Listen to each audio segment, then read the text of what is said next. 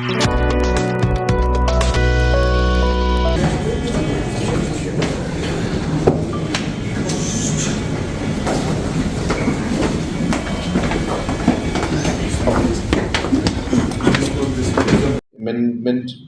made to the Meghalaya Identification, Registration, Safety and Security Migration Workers Act 2020. I explained in detail that the act was passed, amendment was made, and rules were also made. But the rules that were made did not have clarity on certain points, which then led to the act not being implemented in the manner it was intended to. For example, the act and the rules said that the officers will go and check. But in the rules, which officer has the power to go and check was not defined in detail. It just said officers.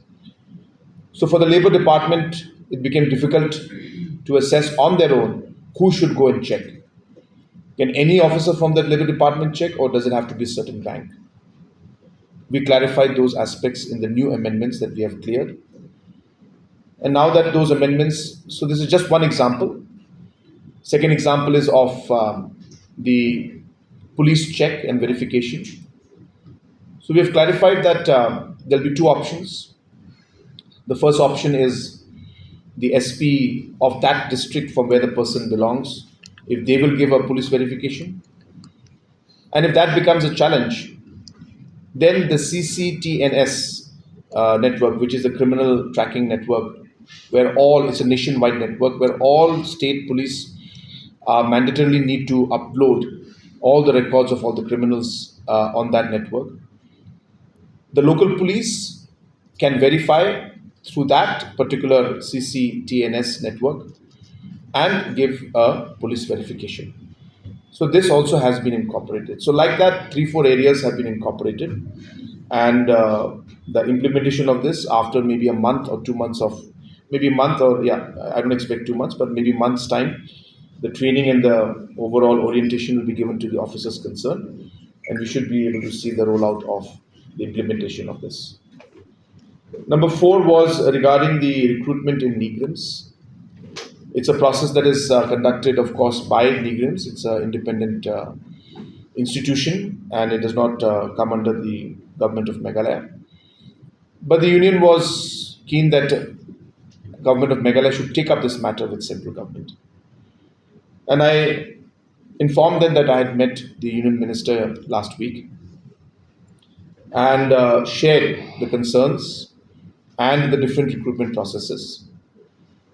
And also, I have assured that we will seek audience with the Honourable Minister, and the members of the union will and can meet the union minister, and I will personally speak to the minister so that they can raise the concerns directly also and maybe find some solution. And wherever the state government is required, whether it's for the testing centers, the computer labs, the online exams, or any kind of logistic support that is required for this kind of examinations, the state government will be more than happy to support NIGRIMS and help.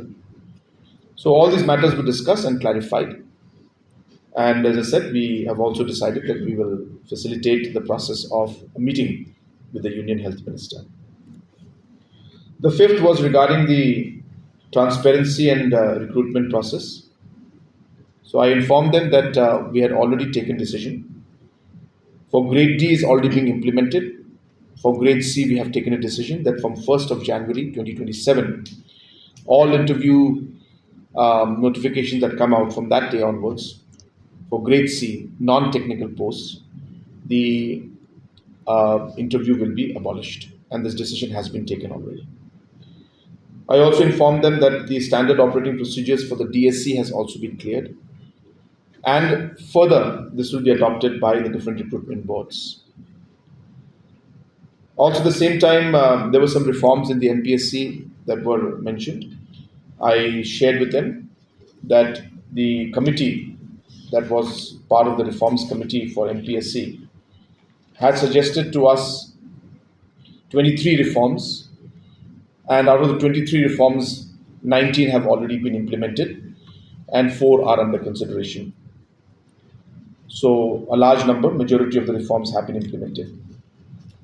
And there were certain concerns raised that the advertisements that are made by the MPSC uh, is open to the entire country, whereas in other states, like even in Assam, certain interviews that we have seen or exams, it mentions that residents of Assam only can apply.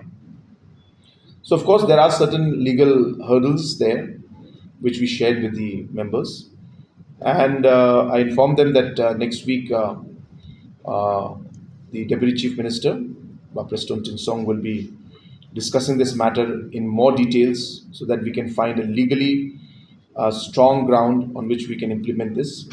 I shared with the members that, in fact, this is some issue that we are completely in line and agreeable. We know that this is something we want to do. We just figuring out how it should be done so that it can stand the scrutiny of the judiciary. So these points were also shared and discussed.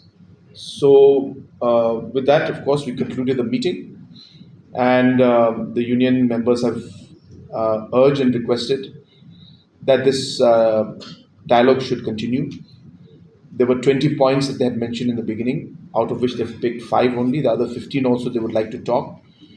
I told them that yes, for us also as a government, we are very open. We're always looking for suggestions and ways to improve the overall service that we give to the people. And obviously, every stakeholder's concerns, every stakeholder's opinions are important to us. And wherever possible, the government will look at all these discussions and points that are mentioned and will try to implement wherever it's possible in a positive manner and wherever it is making sense and helping the people and the state at large. So, with that, we concluded the meeting. I think further you can discuss and have amendment made to the Meghalaya Identification, Registration, Safety and Security Migration Workers Act 2020. I explained in detail that the act was passed, amendment was made, and rules were also made. But the rules that were made did not have clarity on certain points, which then led to the act not being implemented in the manner it was intended to. For example, the act and the rules said that the officers will go and check. But in the rules, which officer has the power to go and check was not defined in detail. It just said officers. So for the Labour Department, it became difficult to assess on their own who should go and check. Can any officer from the Labour Department check, or does it have to be a certain rank? We clarified those aspects in the new amendments that we have cleared. And now that those amendments, so this is just one example. Second example is of the police check and verification. So we have clarified that there'll be 2 options. The first option is the SP of that district from where the person belongs, if they will give a police verification. And if that becomes a challenge, then the CCTNS network, which is the criminal tracking network, where it's a nationwide network where all state police mandatorily need to upload all the records of all the criminals on that network. The local police can verify through that particular CCTNS network and give a police verification. So this also has been incorporated. So like that, 3-4 areas have been incorporated, and the implementation of this after maybe a month or 2 months of maybe a month or I don't expect 2 months, but maybe months time, the training and the overall orientation will be given to the officers concerned, and we should be able to see the rollout of the implementation of this. Number 4 was regarding the recruitment in Negrams. It's a process that is conducted, of course, by Negrams. It's an independent institution, and it does not come under the government of Meghalaya. But the union was keen that government of Meghalaya should take up this matter with central government. And I Informed them that I had met the union minister last week and shared the concerns and the different recruitment processes. And also, I have assured that we will seek audience with the Honorable Minister, and the members of the union will and can meet the union minister.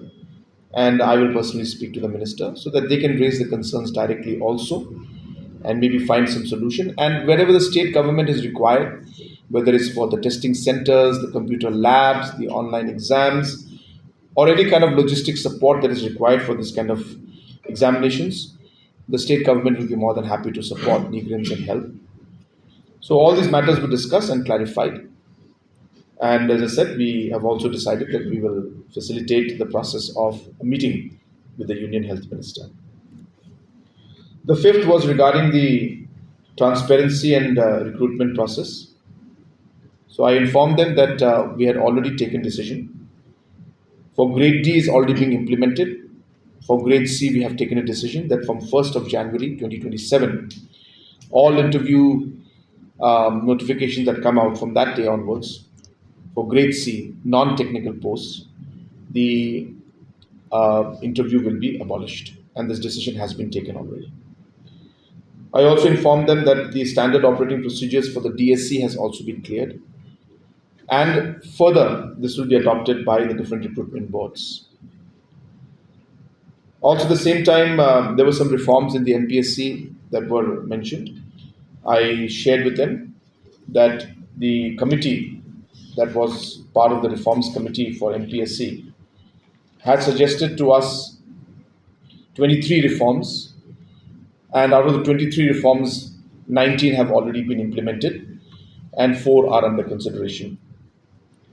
So, a large number, majority of the reforms have been implemented. And there were certain concerns raised that the advertisements that are made by the MPSC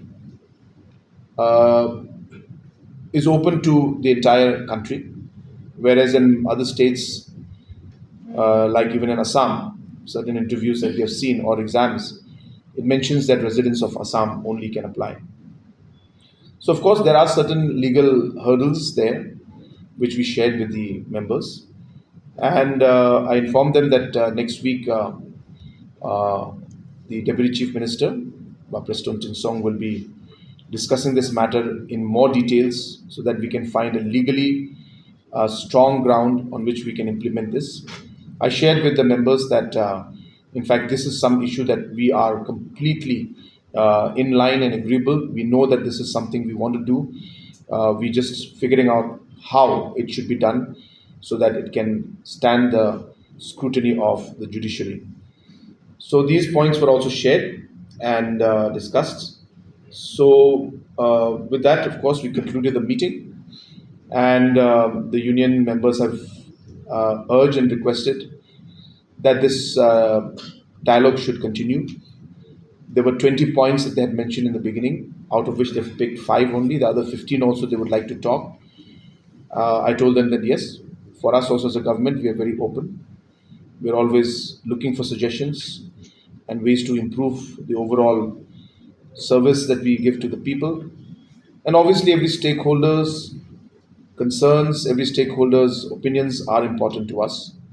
And wherever possible, the government will look at all these discussions and points that are mentioned and will try to implement wherever it's possible in a positive manner and wherever it is making sense and helping the people and the state at large. So, with that, we concluded the meeting. I think further you can discuss and have.